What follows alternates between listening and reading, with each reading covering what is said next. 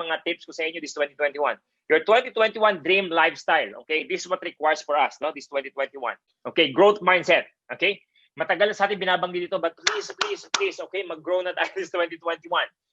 Okay? Think that you could learn and you could grow. Okay? Those fixed mindset na ikaw na yan, ako ito hindi na ako magbabago. No, don't believe in that. Okay? Whatever belief that you have right now, hindi mo yan believe nung pinanganak ka. Whatever belief that you have right now, even you believe mo sa sarili mo, okay, is either you are conditioned by the environment. Is either na ituro sa'yo, na impluwensyahan ka, you are conditioned by the environment. Right? Walang pinanganak ng ordinary. We're all the same. Tama? We are all the same seed. Lahat tayo pare-pare sa seed. Tama? You have to believe that you could learn, that you could grow. Right? You have to believe that it's not what happens to us, but it's what we do with what happens to us. Right? Yun ang importante. You have to believe that things will change if you decided to change. Okay, yan ang growth mindset natin. Believe that you are God's masterpiece. That's the growth mindset. Right? Stop thinking na you don't have any talent. Stop thinking na siya sabi nga nagpasabog ng biyaya ang Panginoon, ang talent basically wala ka. It's not true. Right? Lahat nagsimula just like you as well, but you have to start believing. That's faith. Correct? Start believing even though hindi mo pa nakikita sa'yo. Right? Just believe that you are made for something better. Correct? So, yan ang pinaka-importante. Bakit sobrang importante? If you don't have that growth mindset, di ba? You're just gonna be the product of circumstances and it's really hard. Sa Tagalog, sabay sa agos ng buhay. Kung ano mangyayari sa labas, the same thing yung result sa atin. Stop blaming the circumstances. Stop blaming how you were raised. Stop blaming the parents. Stop blaming your friends. Right?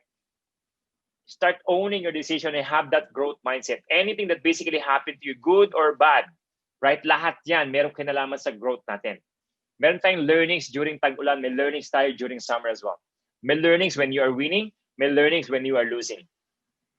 Make sense? Have that growth mindset. Many circumstances, many challenges that you overcome or you overcame before, hindi naman matindi sa'yo right now because you learn from it. So, have that growth mindset this 2021.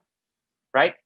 Always think positive. Solutions, think solutions lagi. Not yung problem natin. Right? Have that growth mindset. Okay? That's the number one thing. Sobrang importante. Okay? So, every time na meron kang problema, think about this. Okay? Yung current problem that you have right now, na nangyari because of the current mindset that you have, hindi yan masusolve ng current mindset na meron ka. You have to expand, you have to grow your mindset to solve that problem. Because yung problema mo, hindi problema sa iba. Because they have a bigger mindset than you. So what you need to do is not to eliminate the problem, but to grow your mindset. Sabi nga ni Jim Rohn, don't wish for things to be easy. Wish for more skills. Make sense? Sobrang importante. So have that growth mindset. Whether it's relationship, whether it's health, whether it's finances. Have that growth mindset. Okay, number 2. Have clearly defined and motivating life goals. Sobrang importante. If you can't visualize, then if you can't visualize it, you can't achieve it. And it's very important. Right? So, kaya nga dapat klaro. Okay, alam na natin to. Okay, so ano ba yung goals natin? Income, travels, recognition, lifestyle project. What is your goal this 2021? I'll tell you one thing. No, you have long-term goals. Guys, yung rules natin nagbabago na right now. Yung long-term goals mo, lagay mo lang dyan. But stick with the short-term goals, right? Break it down. May 1-year goal ka, may 6 months goal ka, may 3 months goal ka, may 1 month goal ka. Ano yung achievable na goal within 1 month? 1 month, 1 month. Okay? Ano yung achievable na goal within 3 months? Ano yung achievable na goal within 6 months? Okay? Dapat 1 month, 3 months, nagkakaroon ka ng progress. 6 months, ang aim, magkaroon ng progress. 1 year, dapat may aim ka ng progress. Para malaman natin na makukuha natin yung 1 year, kailangan may nangyari sa atin in 6 months time. At least 50%. Para malaman makuha mo yung 6 months time, dapat may nangyari sa'yo in 3 months time. At least 50%. Para makuha mo yung 1 month time, dapat at least makuha mo yung 1 month. Okay, 1/3, at least makumpute mo. Make sense? You know the problem right now, if you have this long-term, haba-haba, di ba? Focus with the short-term goal para yung energy natin lagi nandiyan as well. So what is your income goal within 3 months, 6 months next year? January, February, March. Okay, by March, ano na yung income ko? It could be $100, $200 every week. Consistent na ako yan. Right? Then 6 months, another 3 months, basically lumipas from 200 to 400. Break it down. Here's the thing. I'll give an example. If you want to earn $100 every single week, by January, that's only 500 points left and right. Okay? Sa mga bago, paki-assist sa mga upline. Okay? If you have 500 points left and right, meron kang $100 every week. Yes or no? By January. Right? If you want to double that after 3 months, okay, that's going to be $200 a week. So it means from 500 points left and right, that's going to be 1,000 points left and right. In 3 months' time. Imagine that. Tama ba? Another 3 months, which is 6 months, kung gusto mong i-double yan, that 1,000 points is gonna be 2,000 points lang yan left and right. E di breakdown mo. Kung 3 months yan, dapat pagdating mo ng pang 4th month mo, instead na 1,000 points, 1,250 points every week. And so on and so forth. Right? So sobrang importante. Even though yung increment, yung paglago natin, yung progression natin is very important. Right? Pag 10,000 ako ngayon, next month, 20,000 na ako isang buwan. Right? And, wag ka ma-discourage sa weekly. Kunin mo yung monthly. Mag-fail ka ng 1 week, kunin mo yung goal mo na isang buwan. Right? Para you have this whole 4 weeks as well. That's what I did when I was starting. I'm not saying na mag-fail ka ng 1 week, but just in case mag-fail ka ng 1 week, you still have this 1 month. Kasi may goal ka na 20,000 a month o 10,000 a month. Kunin mo yung 1 month goal mo. That's very important. Okay? So, set your income goals. How much is that? Set your travel goals. Okay, maraming travel incentives ang sana o baka may personal travel ka pa. Set a recognition because this will really set a standard for your team as well. If you will be recognized, 'di ba? You're showing them na ito yung way, ito yung system, ito yung kailangan gawin as well. Habang nakikita ka sa stage, 'di ba, na-excite sila na may nangyayari sa progress. At the same time, this will grow your prospecting, this will grow your recruitment, or we call this recruitment activity because of your making results already. What is your goal in terms of lifestyle? Diba? Kung dati nagko-commute ka ngayon, gusto mo kahit paano may kotse na. Tama? O ngayon, naki-aircon na. O ngayon, medyo maganda na yung office. Okay? So what is your project that you're excited about? Okay? Clearly define and motivating goals. Okay? Klaro. Okay? At the same time, motivating. It should dwell emotion sa atin. It is very important. Okay? Are you guys learning? Okay? Type 2 if you are learning. Okay? So, klarong goals natin at the same time, merong emotions na kasama. Kasi pag ang goals mo basically hindi klaro, you'll be confused. Anong gagawin ko? Saan ko kukunin? A lot of people basically, they are just daydreaming. Right? Simply because, okay, hindi klaro yung goal nila. Right? Sobrang importante yan. Okay? At the same time, kung meron man silang klarong goal, he's not motivating for them. Dapat may emotion. Yung tipong kapag matutulog ka sa gabi o pag tinitingnan mo yung visual, yung what you call this vision board mo, na-excite ka. So put it in your vision board. Okay? Mag-cut ka na mamaya dyan ng mga, Google picture basically. Kunin mo yung picture na nagre-relate talaga sa'yo, nagre-resonate sa'yo. Na pag nakikita mo tong picture na to, na motivate ka. Wag lang for the sake na makita mo lang. And pag kukuha ka ng picture, there's something that's really close to the reality of your goals. That's very important. Because minsan may nakikita ko sa may vision board, basically may nakalagay doon, submarine, helicopter. Tsaka na yun, guys. Di ba? Magsimula muna tayo sa may mababa. Tama? Drone muna, drone. Kotse muna, tama ba? Correct? Condo muna. Wag muna yung mga 1 billion, 2 billion na bahay. Correct? And, habang nakukuha mo yung short-term goal mo, lumalaki yung income mo, basically, kuha mo yung long-term goal mo. Yun ang problem. Pag nag-create ka ng vision board, pag nakikita mo, dapat nag-dwell ng emotion sa atin. Like sa akin dito, kapag titingnan ko yung vision board ko, nakikita ko dito yung mga lugar na gusto namin puntahan ng mga bata. Like safari, for example. Yan, literal na safari, di ba? Nakaupo kami doon, kita namin yung buong, kasi flat lang yan di ba? Tapos we're watching yung elephants at mga tigers, tapos merong bonfire sa gitna. Di ba? Pag nakita ko, na-excite ako. I'm looking forward to it. Okay? 2 years from now. Okay? 2022 kapag okay na yung travel. And I'm really excited. Right? Nakalagay dyan. Okay? So, saan ka excited? Nakalagay dito yung mismong plano ng bahay namin. Okay? Nagagawin ngayon 2021.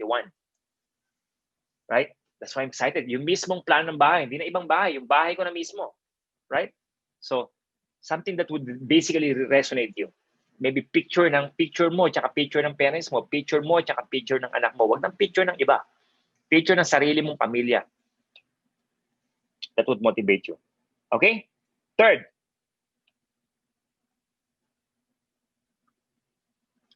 massive action plan. Okay? Create your map. Okay? So, ano itong massive action plan na ito? Okay? Importante kapag klaro yung goals natin, paano mo siya gagawin? This is the process, this is the system. You have to have a clear roadmap. What is your process? Kapag nag-join, get started. Alam na lang apply nyo ito. Right? Sa mga bago, ang encouragement ko sa inyo, just follow the system. Follow the USANA system and the Dexian system. It's working. It created so many millionaires already. Right? A lot of us basically doing our business, we have our own system. Or wala tayo sa system. Or we are not implementing the system. Sayang ang massive action kapag hindi konektado sa system or process. Everything basically may tamang process. Process of prospecting and inviting. After that, process of getting started. How are you gonna get them started? Sobrang importante. Leadership development is very important. Everything is basically nandiyan na. You just need to follow. Right? Follow the USANA and Nexian system. If you work the system, it will basically work for you. Okay? Identify the high impact and easy to execute activity. Diyan design ang system natin. High impact. What do you mean by that? Ito yung pag ginagawa mo activity, malaking results na nakikreate sa atin. But at the same time, it's easy to execute. Hindi tayo dun sa, we're not after dun sa mga fancy things, fancy trainings. That would not basically create huge results. Ito yung path na tinahak natin. That's what we're creating these results. That's why we are the biggest organizations here in the Philippines as well. High impact and easy to execute activity. These are not sexy and sometimes boring things that you have to do over and over again. But this will duplicate faster. Okay? Because the most important thing is not what works, but what's duplicate. And that's what creates 6 digits or seven-figure income in this business. That's how we made a 7-figure income annual income. Right? Because of this. Okay? This high impact and easy to execute activity. Wag ka nang tumingin kung saan-saan. Diba? Hindi lahat ng bagay kaya kailangan mong i-apply sa organizations natin. Oh, I want this. Gusto ko ng ganito. Maganda tingnan. Guys, we're not after for those things. We are after doon sa nagkikreate ng 80% of the outcome. Okay? You getting my point? Type 1, kung agree tayo dyan. O type agree na lang. Okay? Kung agree tayo dyan. Correct? High impact and easy to execute. Merong high impact pero mahirap execute. Ang matindi, merong mahirap i-execute tapos low impact pa. And most of the time, yung pa yung pinipili ng karamihan as well. You stick with the high impact and easy to execute activity. That's the secret. Until now, there's health and freedom. Until now, there's getting started. It's the 5 fingers, basically. It's the events. It's the meeting after meeting. Right? It's the goal setting. Okay, hope you guys are learning. Okay. Of course, after that, you have to commit, focus, and execute, or CFO. Okay, a lot of times, basically, we have goals, but the problem is you don't have the commitment. Okay, we are not committed to really hit that goal. Kapag may konting challenges na, kapag may konting what do you call this? Discomfort na basically, we're going to stop. Sa mga bago, okay, you guys have a business na right now. Hindi na kayo nagwo-work lang. You guys have a business of USANA. So we know na lahat ng negosyo na lumalago, it takes time. Kailangan ng oras, kailangan ng effort. Tama? Kailangan pagtuunan ng pansin. Make sense? Don't be after sa comfort muna for the meantime while you're still building your business. Comfort will come later on. Because if you choose comfort now, you're gonna sacrifice. Your business will sacrifice. You're gonna have a lifetime sacrifices. You sacrifice now, later you comfort. Commit with your goals, commit with your growth, commit with mastery. Sobrang importante. You focus on the business muna. Yun ang napaka-importante. Sa simula, guys, right? You're gonna do this business just like a job. Like every single day, you have to show up. Kung ano yung sabihin ng coach mo, you have to follow. Right? Late nights, sometimes. Right? Trainings. And to be honest, no, as much as possible, no, gusto ko sanang i-motivate kayo na alam mo, masarap gawin ito talaga na maganda, enjoy ka lang, feel good ka lang. But you know, it's not always the case. It's not always the case. Sometimes some other aspects of your life will basically be affected kahit papano. Right? Kasi syempre, kapag medyo kulang ka sa tulog, your health would be affected. Temporarily, kasi naman habang buhay maapektuhan. Time with family would be affected temporarily. Okay, kasi naman habang buhay ka walang oras sa pamilya. I just want to be honest because I want you to accept this reality. Right? Because the right philosophies in this business is very important. Okay? Here's my questions. Are you willing to do these sacrifices for the meantime to have that lifestyle that you want in the future? Can you type 3? If you are willing to commit and focus to do those sacrifices right now, di ba? After ng work, you're gonna do the business of Usana. Kung meron kang 8 oras, 10 oras sa work, then the more you have to do Usana right now. A lot of people are thinking like, Upline, pagod na ako sa work eh. You know, I woke up 6 a.m., nag-work ako 7:30, diba? Ang daming trabaho right now, work from home, pero tambakang trabaho, natapos ako ng 8:30. I don't have time sa Usana na, right? You have to hear yourself again. You woke up 6 a.m., 7:30 ka nagsimula, and 8:30 ka natapos sa trabaho. If you're gonna do that and wala kang gagawing Usana, you're gonna be stuck there for the rest of your life. Until na wala ka ng energy, until na hindi mo na kaya magtrabaho, until na lumaki na yung mga bata, na hindi mo na kayang ibalik yung oras. Make sense? Do the sacrifices right now.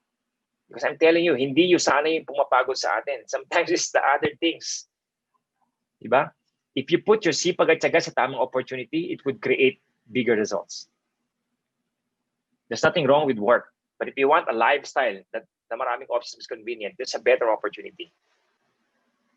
Why are you gonna have to spend 30 years if you can get your dreams 5 years, 10 years?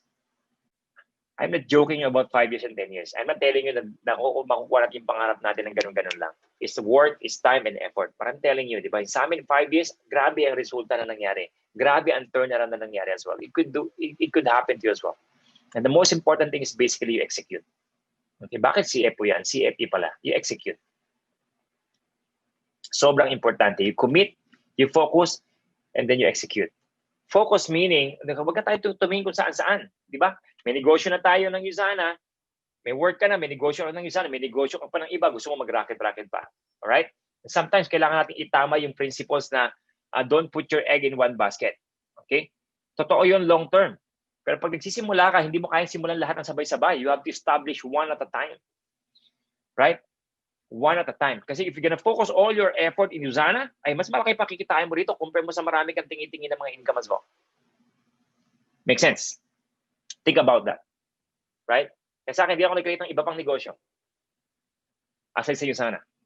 And right now, passive income sa mga rentals. Because it will take so much of my time. Be smart. Right? Commit, focus, and execute. Okay?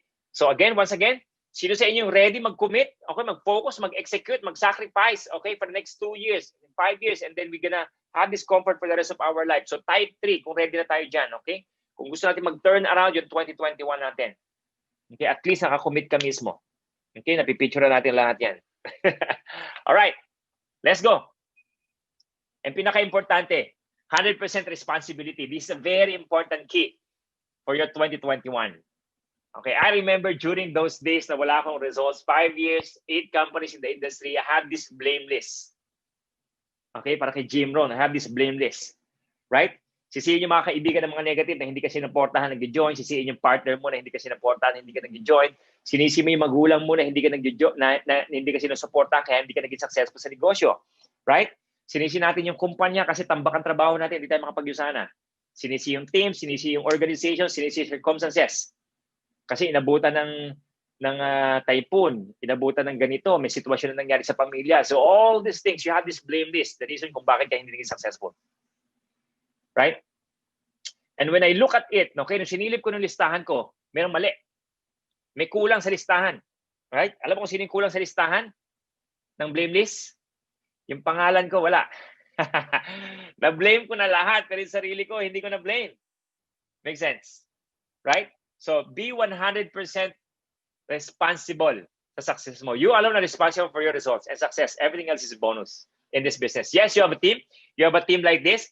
Okay lang ba? Palakpakan natin yung next year, our admin, our leaders, basically, nagkasama-sama to continuously create an event or at the same time, activity every single week. Napaplug in mo lang yung mga teams mo. Habang the same time, ginagawa mo rin yung mga sarili mong activity as well. And you have time to do the Usana as well to really grow your business.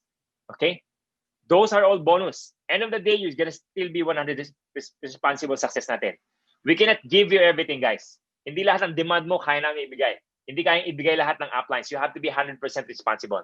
Ang big bonus lang dito, you have a team, you have an upline. Be grateful for that. But end of the day, ikaw lang. We have the same products. We have the same company, same compensation plan, same pandemic globally.